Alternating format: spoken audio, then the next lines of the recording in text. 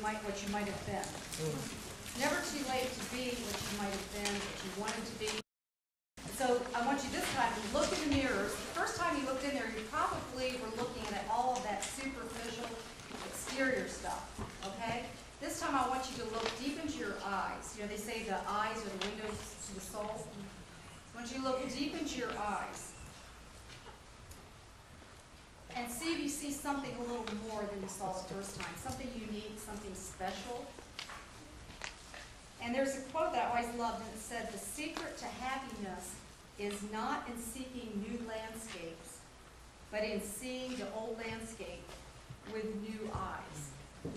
And I hope tonight, by the time you leave here, that you'll at least begin to see yourself in a new and a different light, something deeper on the inside, something that's real.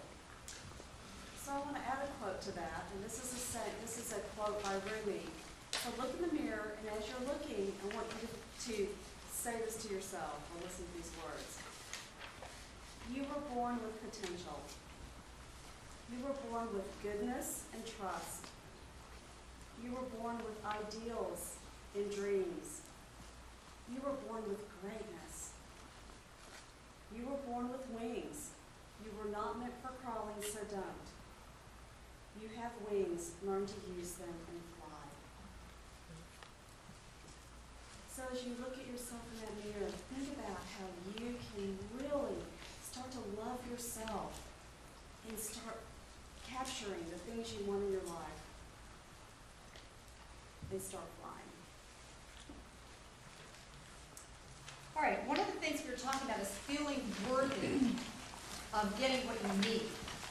And in your insert there, one of the other inserts, I kind of pick these out to tie in with this idea of loving yourself, nurturing yourself. And so one of the sheets that Jennifer also works with her clients on is excavating your needs. These are exercises that you can take home and you can do, not tonight, but these are all exercises I actually do with my clients. But if you take a look at your values and you do this exercise at home, our values can also be our needs. If you're not actually living in your values, it may be that it doesn't mean that you don't have that value. It may be that you're not actually living and getting needs met that value represents. So one of the exercises I create for my clients is called excavating your needs. I believe we all have needs out there. The need to be loved, the need to love, the need to be accepted, the need to be recognized, the need to be validated, the need to be liked, the need to be included. These are all listed on this sample exercises. I have listed several different needs, common needs that I have seen in my practice. And if you look at these needs, they're going to tie into a value that people have. So I suggest that instead of, we're talking about self-love and independence right now, but I think we also need each other. We need to have our support systems. We need to have people that, I call them our advocates, and I like to say to my clients, create your army of advocates around what you're trying to do in your life. So you can look at this exercise, you can look at these needs that you are possibly lacking in your life. And the first thing I say is look at this list and maybe identify 3. You may have more needs than you're able to actually, for the purposes of this exercise, pick 3. Pick 3 needs. Then think of 3 creative ways to get those needs met. For instance, let's say that you don't feel like you're loved. That was what the show's about. Do you love you? Maybe you don't feel like you have enough love in your life. Instead of sitting there waiting for someone to tell you they love you, perhaps you have a good friend, or you have a partner or a spouse, a parent, a sister, a cousin, somebody, like a boss, a colleague. I suggest you go to those people and you say, you know what, I'm working on this exercise. This crazy life coach told me to do this.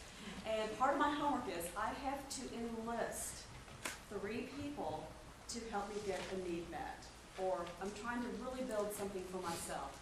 So maybe you call your mom and you say, Mom, I I really just need you to call me once a week and tell me you love me, just for the next month.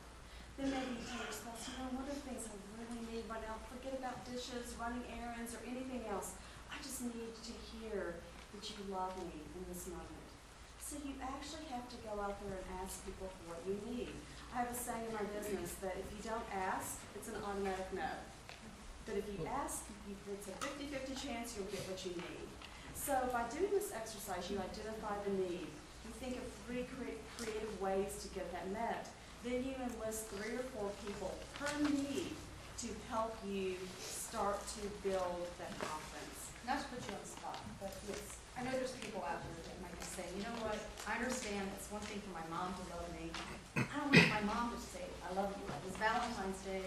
I get what you're asking. That's not the same thing. I wanted this really hot guy to say it, or there's this girl I've been trying to get to go out with me and everything. That's who I want to have him say I love me, not my mother. I always say to all my guests, I will never put you on the spot. Oh my gosh, bring it on. No, it's awesome. Actually, it's funny because I have had some clients that have been in that position, and they're like, it's Valentine's Day. And I say, well, date yourself. Take yourself on a date. And what would you do if you were to plan your ideal date? If you were the date to take yourself on a date. They're laughing. They are laughing, but it's true. Actually, I had a client, I'm not kidding, I had a client about a year ago. She heard me speak in February, and I did a talk on passion and life balance.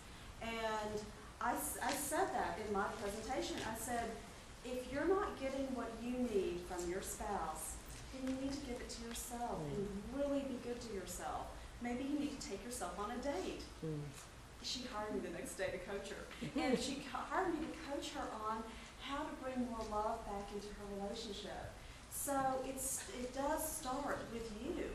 And are you lovable? Are you treating yourself the way you want others to treat you? Take yourself to that nice restaurant. Give yourself a bubble bath. You know, go get a massage. And really start doing the things to nurture and love yourself.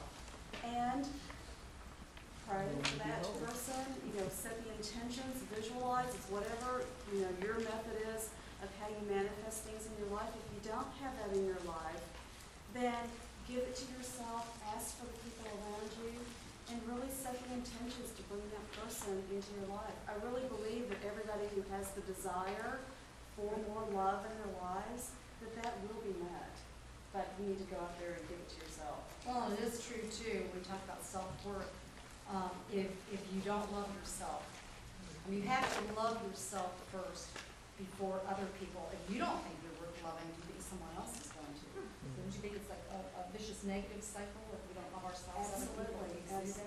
And I think too, we put a lot of pressure on other people to tell us how wonderful we are, to meet our needs.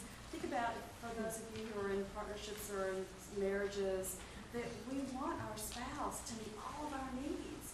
That is too much pressure for one person. We want them to be our best friend, to do that errands around the house, to be there for us when we're feeling down.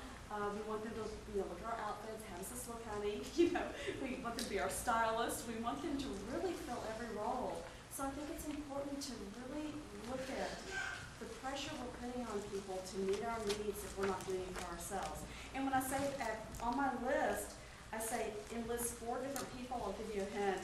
I have 3 needs and 4 people because I believe that that 4th person needs to be yourself. So 3 outside people and 1 is yourself.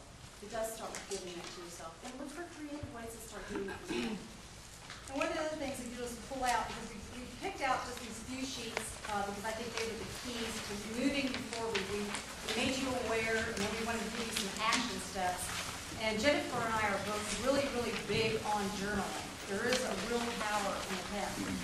And so some of these points on the journaling sheet actually talk about self-nurturing and how you can start to think about some of these things that we talked about tonight. So we want to get like a spiral in your notebook. Anything you do, so you can at least start to spend some time alone for introspection to give some of these things some thoughts.